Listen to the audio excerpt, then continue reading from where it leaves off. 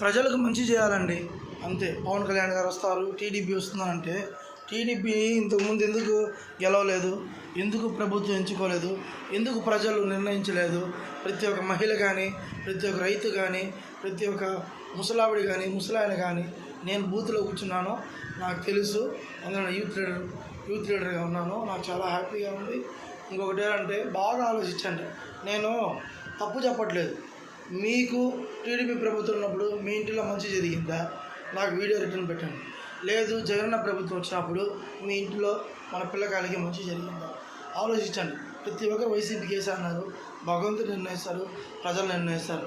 నాకు తెలిసినంత వరకు నా మనసాక్షి చెప్తాను, మళ్ళీ జగనన్న సీఎం అవుతారు, మా తిరుపతి ఎమ్మెల్యే అభియన్న అవుతాడు. కానీ చంద్రగిరి నియోజకవర్గంలో చెవిరెడ్డి అన్న కొడుకు మోహిత్ అన్న రానంటున్నారు. నాకు చాలా బాధగా ఉంది. ఆయన గెలవాలని మనస్ఫూర్తిగా కోరుకుంటున్నాను.